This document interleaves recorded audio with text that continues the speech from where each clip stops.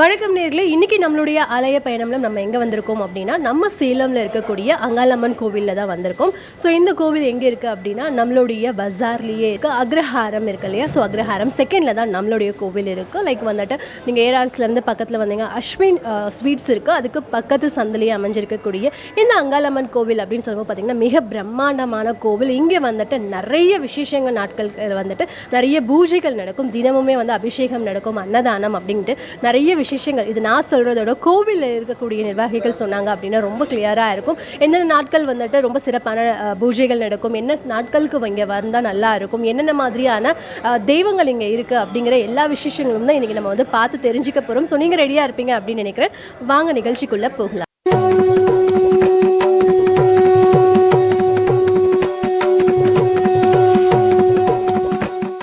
நம்மளுடைய அங்காளம்மன் கோவிலில் தான் இருக்கும். ஸோ நம்ம கூட வந்து நிறைய பேர் இருக்காங்க, அவங்ககிட்ட நம்ம வந்து பேசலாம். வணக்கம், உங்கள் பெயர்? என் பேர் கவிதா. எங்கேருந்து வரீங்க கவிதா? நான் இங்கே கன்னில்பட்டியிலேருந்து வரேன்.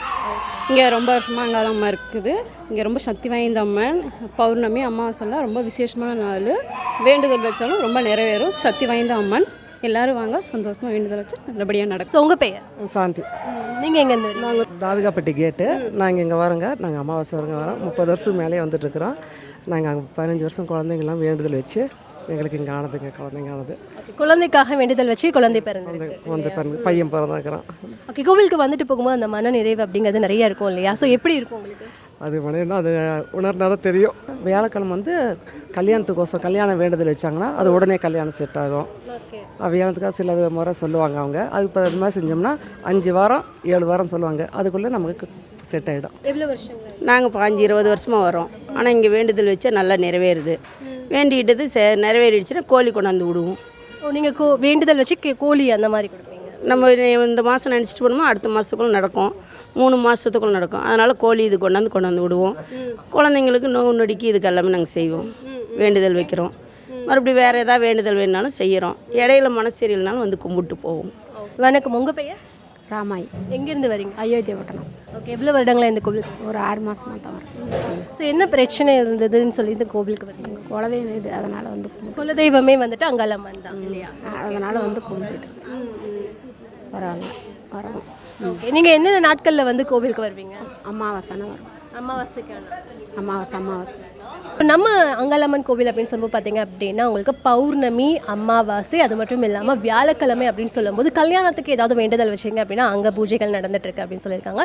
வெள்ளிக்கிழமை ஆஸ்யூஷுவல் நம்ம வந்து அம்மன் அப்படின்னாவே வந்து வெள்ளிக்கிழமை ரொம்ப விசேஷம் இல்லையா? ஸோ அதுக்கேற்ற மாதிரியான பூஜைகள் அபிஷேகங்கள் நடந்துகிட்ருக்கு. அது மட்டும் இல்லாமல் இங்கே வந்துட்டு அன்னதானமுமே இருக்குது. ஸோ அதுவும் நம்ம வந்து பார்க்க போகிறோம். ஸோ அன்னதானம் அப்படின்னு சொல்லும்போது வயிறு நிறையா வரக்கூடிய பக்தர்கள் வந்து சாப்பிட்டுட்டு மன நிறைவாக வந்துட்டு பிரார்த்தனை பண்ணிட்டு போகணும் அப்படிங்கிறதுக்காக நிறைய விஷயங்கள் இருந்தது. இன்னும் நம்மக்கிட்ட வந்து பார்த்திங்கன்னா சுவாமி பேச போகிறாங்க. என்னென்ன நாட்களில் என்ன மாதிரி இருக்குது, எங்கேருந்துலாம் வராங்க. அது மாதம் இந்த கோவிலில் வந்து பயங்கரமான ஒரு விசேஷ நாட்கள்லாம் இருக்குது. ஸோ அதை பற்றி நான் சொல்கிறத விட சுவாமி சொன்னாங்க அப்படின்னா இன்னும் நல்லா சிறப்பாக இருக்கும் அப்படின்னு நினைக்கிறேன். தொடர்ந்து கேட்கலாம். ஸோ இன்றைக்கி நம்மளுடைய அங்காளம்மன் கோவிலில் தான் இருக்கும். ஸோ சுவாமி நம்ம கூட இருக்காங்க. அவர்கிட்ட நம்ம கோவிலை பற்றி நிறைய விஷயங்கள் நம்ம வந்து கேட்டு தெரிஞ்சுக்க போகிறோம். வணக்கம் சார். வணக்கம். உங்களை பற்றி சொல்லுங்கள் சார். நம்ம கோவில். நான் ரவிச்சந்திரன், நிர்வாகிகள் ஒருவர், வழக்கறிஞரும் கூட. இருந்தாலும் நான் கோயிலில் தான் நிர்வாகம் செய்து கொண்டிருக்கிறேன். இத்திருத்தலம் ஸ்ரீ பெரியங்காளம்மன் கோவில் என்ற நாமகரத்துடன் அழைக்கப்படுகின்றது. இங்கு அம்மன் நின்றபடி, அங்காளம்மன் நின்றபடியும், பச்சியம்மன் அமர்ந்தபடியும், பேச்சியம்மன் நெடுஞ்சாடையாய் படுத்தபடியும் இருக்கின்றது இந்த ஸ்தலத்தின் விசேஷமாகும். இங்கு சிவராத்திரி அன்று மயான கொள்ளை அன்று நடைபெறும், அமாவாசை என்று. பிறகு கார்த்திகை தீபம், அப்பொழுது வந்து கார்த்திகை தீபம் ரொம்ப விசேஷமாக இங்கே கொண்டாடப்பட்டு வருகின்றது.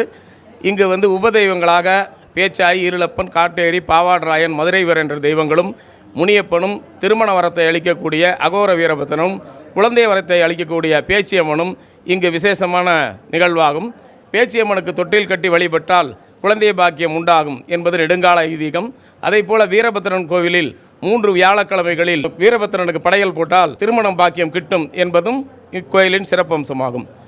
அங்காளம்மன் சைவ தெய்வமாகவும், பெரியாண்டிச்சி அம்மன் பலி தெய்வமாகவும். இங்கு ஆடு, கோழி, கருப்பு என்ற 3 பலியிடப்படும். பலியிடப்பட்டதை பேச்சாய், இருளப்பன், காட்டேரி, பாவாடராயன், மதுரை வீரன் சந்நிதியில் அனைத்து அசைவ உணவுகளும் வைத்து படைப்பது மற்றொரு விசேஷமாகும். அப்பொழுது சைவ கடவுளான அங்காளம்மன் கதவும் வீரபத்திரன் கதவும் சாத்தப்பட்டு பூஜைகள் நடைபெறும். வருகின்ற ஞாயிற்றுக்கிழமை கூட அந்த பூஜை இங்கு நடைபெற இருக்கிறது. ஸோ இன்றைக்கி வந்து அமாவாசை இல்லையா? அமாவாசை அன்னைக்கு என்ன மாதிரியான பூஜைகளும் வழிபாடுகளும் நடக்கும்? அமாவாசை என்று அனைத்து தெய்வங்களுக்கும் அபிஷேக ஆராதனை நடைபெறும். மலர்களால் அலங்கரிக்கப்பட்டு அன்னதானம் வழங்கப்படும். பிறகு நீர்மோரும் வழங்கப்படுகிறது. பௌர்ணமி அன்னைக்கு பௌர்ணமி என்று அனைத்து தெய்வங்களுக்கும் அதே போல் மாலை இரவு நேரங்களில் அபிஷேகம் செய்து அன்றும் அன்னதானம் வழங்கப்படும். மயான கொள்ளை அப்படிங்கிறது இங்கே ரொம்ப பெரிய விசேஷமாக நடக்கும் இல்லையா? ஸோ எந்த இடத்துல இருந்தெல்லாம் இங்கே வந்துட்டு வருவாங்க, எப்படி வந்துட்டு வழிபாடுகள்? இது சேலம் தேர்வீதி பெரியாங்காளம்மன் கோவில் என்பதால் மற்ற அனைத்து தெய்வங்களும் அனைத்து கோயிலிலே வேஷம் போட்டவர்களும் பூசாரிகளும் நம் கோயிலில் வந்து வணங்கிவிட்டு தான் பிறகு காக்காயின் இடுகாட்டுக்கு செல்வார்கள். ஸோ அது மட்டும் இல்லாமல் இங்கே நார்மலான டேஸ்லையுமே வந்துட்டு அபிஷேகங்களும் ஆராதனைகளும் நடக்கும். நமது தெய்வம் வந்து வடக்கு நோக்கி இருக்கிறது. அது ஆகமத்திற்கு உட்படாதது. அதனால் அமாவாசை, பௌர்ணமி, பிரதமை எந்த நிகழ்வும் இங்கு பார்க்க மாட்டார்கள். ஸோ எல்லா நாட்களுக்குமே எல்லா நாட்களும் பூஜைகள் அபிஷேகம் நடைபெற்று கொண்டிருக்கும். அன்னதானங்கள் பற்றி சொல்லுங்கள். அன்னதானம் குறைஞ்சபட்சம் 75 கிலோவிலிருந்து 100 கிலோ வரை அமாவாசை என்று நடைபெறும்.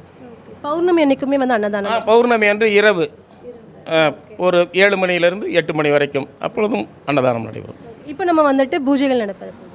இப்பொழுது அமாவாசை சிறப்பு பூஜை நடைபெற இருக்கிறது. Thank you sir, thank you. ஸோ இப்போ நம்ம வந்து பார்த்திங்கன்னா அமாவாசை அன்னைக்கு நடக்கக்கூடிய மலர்களால் அபிஷேகம், அதாவது நல்ல அபிஷேகமும் அண்ட் இப்போ வந்து பார்த்திங்கன்னா பூஜையும் நம்ம நடக்க போகுது அப்படிங்கிறதால ஸோ அந்த பூஜையை நம்ம இப்போ வந்து பார்க்கலாம்.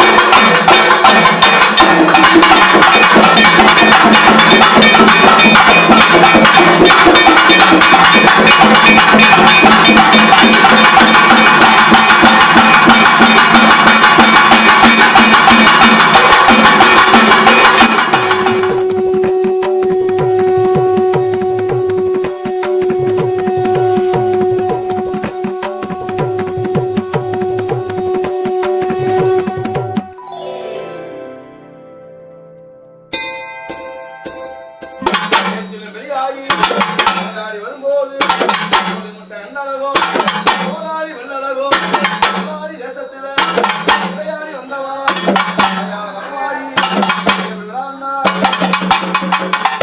அம்மாவை பேசினல்லங்காய் அரசடத்தி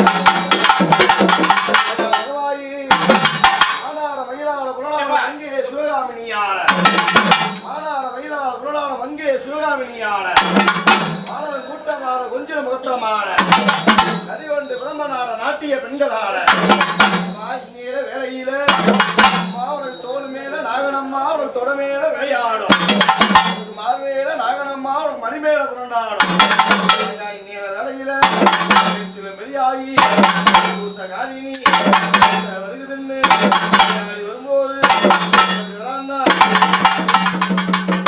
ஓம் சிவாய ஓம் சிவாய ஓம் சிவாய சங்கரா ஓம் சிவாய ஓம் சிவாய ஓம் சிவாய சங்கரா ஓம் சிவாய நமசிவாய சிவ சிவாய சங்கரா ஓம் சிவாய நம சிவாய சிவ சிவாய சங்கரா சங்கரா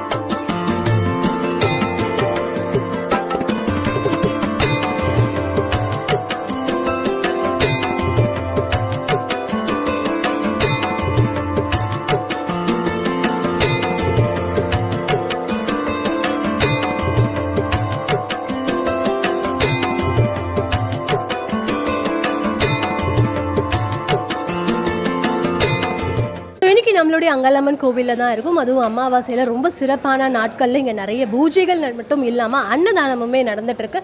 ஸோ கம்ப்ளீட் வந்துட்டு கண்டினியூஸாக வந்து அன்னதானம் கொடுத்துட்டே இருக்கும். இப்போ நீங்கள் வந்து பார்த்துட்டு இருக்கீங்க எவ்வளோ பெரிய பாத்திரத்தில் வந்துட்டு சாம்பார் சாதம் வந்துட்டு அன்னதானம் வாங்கிட்டு இருக்காங்க. ஸோ எவ்வளோ ஒரு குவாலிட்டியாக. அண்ட் அது மட்டும் இல்லாமல் வரக்கூடிய பக்தர்கள் எல்லாமே வந்து மன நிறைவாக சாமி கும்பிட்றது மட்டும் இல்லாமல் வயிறு நிறைய சாப்பிடணும் அப்படிங்கிறதுக்காகவும் இங்கே அன்னதானம் நடந்துக்கிட்டே இருக்குது. அது மட்டும் இல்லாமல் இங்கே வந்து வரக்கூடிய பக்தர்கள் வந்துட்டு நேர்த்திக்கடன் வச்சுருக்காங்க, ஸோ ஏதாவது வேண்டுதல் வச்சுருக்காங்க அப்படின்னு சொல்லும்போது பார்த்திங்கன்னா இங்கே பொங்கல் வந்து வச்சு வழிபடக்கூடிய முறைகளும் இங்கே இருக்குது. ஸோ இன்றைக்கி நம்மளுடைய பெரிய அங்காளம்மன் கோவிலில் தான் இருக்கும், தேர்வீதியில் இருக்கக்கூடியது. அண்ட் இது வந்து பார்த்திங்கன்னா அக்ரஹாரம், செகண்ட் அக்ரஹாரமில் அஸ்வின் ஸ்வீட்ஸ்க்கு பக்கத்து சந்திலேயே இருக்கக்கூடிய பிரம்மாண்டமான கோவில். ஸோ இன்றைக்கி இங்கே அமாவாசை அன்னைக்கு நடக்கக்கூடிய ஸோ அபிஷேகங்கள் அண்ட் பூஜைகள் என்னென்ன, அண்ட் அது மட்டும் இல்லாமல் என்னென்ன நாட்களில் வந்துட்டு இங்கே வந்து விசேஷங்கள் நடக்கிறது, யாரெல்லாம் வந்து வழிபாடு பண்ணிகிட்டு இருக்காங்க, என்ன மாதிரியான விஷயங்கள்லாம் உங்களுக்கு சக்ஸஸ்ஃபுல்லாக நடந்துகிட்ருக்கு அப்படிங்கிறத கம்ப்ளீட்டாக ஃபுல்லாக இருக்கக்கூடிய தெய்வங்கள் எல்லாமே வந்து பார்த்துருப்பீங்க. அண்ட் ரொம்ப சந்தோஷமாக இருந்திருக்கும். வீட்டில் இருந்த மாதிரியே நீங்கள் வழிபாடு பண்ணியிருப்பீங்க. ஸோ இது வரைக்கும் இந்த கோவிலுக்கு வரல அப்படின்னா மறக்காமல் வந்து பாருங்கள். அண்ட் உங்களுடைய ஒப்பீனியன்ஸ் எல்லாமே வந்துட்டு கீழே கமெண்ட் பாக்ஸில் ரிவ்யூ பண்ணுங்கள். நம்மளோட சேனலை மறக்காமல் சப்ஸ்கிரைப் பண்ணிக்கோங்க. இதே மாதிரி இன்னும் அடுத்த அழகான ஆலய பயணம்ல நான் இன்னொரு கோவிலில் உங்கள் கூட வந்து சந்திக்கிறேன். அது வரைக்கும் நன்றி, வணக்கம்.